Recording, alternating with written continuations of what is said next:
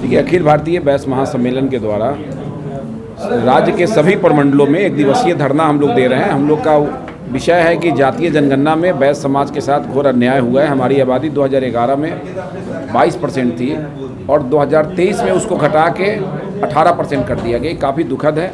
5 सूत्री मांगों को लेके हम लोगों ने राज्य के सभी प्रमंडल में धरना देने का निर्णय लिया है। पटना में हम लोग दे चुके हैं। मुजफ्फरपुर और सारण में हम लोग 30 अक्टूबर को हम लोग धरना दे रहे हैं। उसी के सिलसिले में संगठन और बैस समाज के लोगों के साथ एक बैठक थी और प्रेस के माध्यम से हम लोग इस प्रमंडल के लोगों तक इस बात को पहुंचाना चाहते हैं कि राज्य सरकार ने एक साजिश के तहत घोटाले वाली जो सरकार है, जिसके नाम पर सैकड़ों घोटाला दर्ज हैं, इस बार इन्होंने जातीय जनगणना में भी घोटाला करके एक ऐतिहासिक काम करने का प्रयास किया है, जिसका ढोल का पोल हम लोग गाँव तक खोलेंगे और सरकार से आर पार की लड़ाई लड़ने के लिए हम लोग तैयार हैं।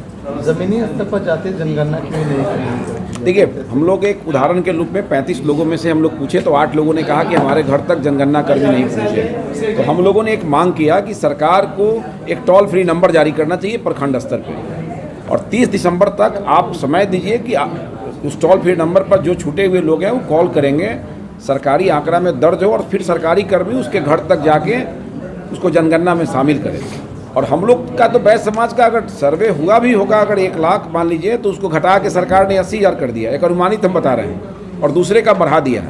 ये मनोवैज्ञानिक असर बिहार के लोगों पर डालना चाहते हैं कि कुछ जातियों की संख्या मिला के ही इतना संख्या हो जा रहा है कि सरकार अपने बहुमत में चला जाएगा। इसलिए हम लोग इनका विरोध कर रहे हैं और हम लोग 30 तारीख को मुजफ्फरपुर में ऐतिहासिक प्रदर्शन करेंगे। गणना को लेकर सरकार के खिलाफ मोर्चा आप लोग देखिए, बैस महासम्मेलन या जो बिहार सरकार 2022 जो जाति जनगणना हुआ, इसके खिलाफ 30 नवंबर को तिरहुत प्रमंडल में बड़ा धरना का कार्यक्रम करने जा रहे हैं। बिहार सरकार बैस समाज को एक साजिश के तहत जो 22% 2011 में था उसको खंड खंड में बांटने का काम किया है।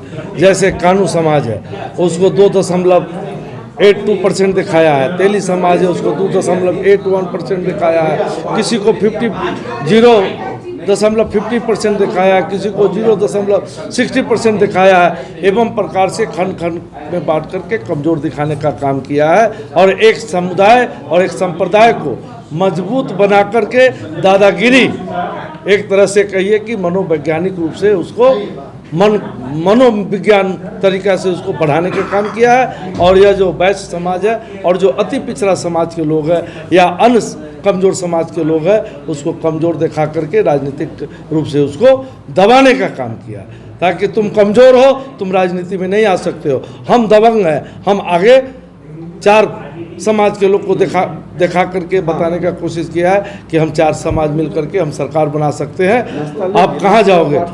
और इस कारण हम लोग इसका विरोध कर रहे हैं। और आज हमारे प्रदेश अध्यक्ष पवन जायसवाल जी आए थे, जो पूरे बिहार में सभी प्रमंडलों में बैस महासम्मेलन के तत्वाधान में यह धरना का कार्यक्रम चला रहा है। हम लोग इसके खिलाफ, सरकार के खिलाफ, अगर ठीक ढंग से अगर इसका उपाय किया गया तो हम लोग सड़क से लेकर सदन तक हम लोग लड़ाई लड़ेंगे। जरूरत पड़ेगा तो हम लोग कोर्ट में भी जाएंगे। अखिल भारतीय बैस महासम्मेलन मुख्य रूप से हम लोग यहाँ पे वही बैठे हैं कि 30 तारीख को जो हम लोग धरना दे रहे हैं, जो वर्तमान में जो सरकार है उसने जो साजिश रची है ना, जो संख्या बैस की होनी चाहिए, जो सामाजिक और राजनीतिक भागीदारी हमारी होनी चाहिए, उसके तहत जो साजिश रची कि अब हमें अलग किया जा रहा है ना, उपजातियों को अलग अलग करके परसेंटेज कम कर दिया गया है। जहाँ 23-24% होते वो अभी मात्र 18% हमें बताया जा रहा है, ताकि हमारी सामाजिक भागीदारी जो है ना वो कम जाए, राजनीतिक भागीदारी कम जाए। हम अपने हक के लिए जो लड़ाई है उसके सापेक्ष में हम लोग 30 तारीख को धरना रख रहे हैं। जो अखिल भारतीय बैस महासम्मेलन के जो हमारे प्रदेश अध्यक्ष हैं श्री पवन कुमार जायसवाल जी, जो ढाका विधायक हैं, उनके ही सर्वेक्षण में सब कुछ ये किया जा रहा है। इसके लिए हम लोग धरना रख रहे हैं। एक जी ने सभी बात रख दी, मैं 2 बात रखूँगा। एक कि निश्चित तौर पर यह जनगणना घोटाला है। अखिल भारतीय बैस महासम्मेलन इसके खिलाफ ईंट से ईंट बजाकर सड़क से लेकर सदन से लेकर न्यायालय तक लड़ने का काम करेगा।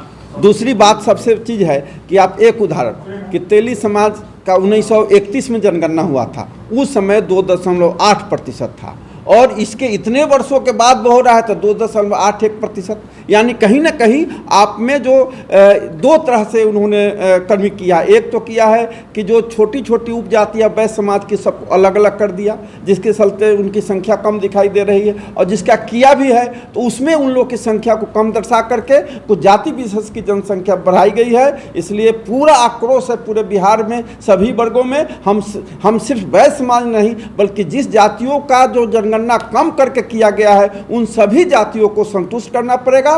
टोल फ्री नंबर जारी करना पड़ेगा, प्रखंड स्तर पर पंचायत स्तर पर सूची जारी कीजिए, जिसको शिकायत होगी अपना दर्ज कराएगा, उसको पुनः नए सुधार से जनगणना लागू किया जाए। इसी मांग के चलते हम लोग 30 तारीख को प्रमंडलीय धरना का आगाज करेंगे और आगे भी हम लोग लड़ाई लड़ेंगे।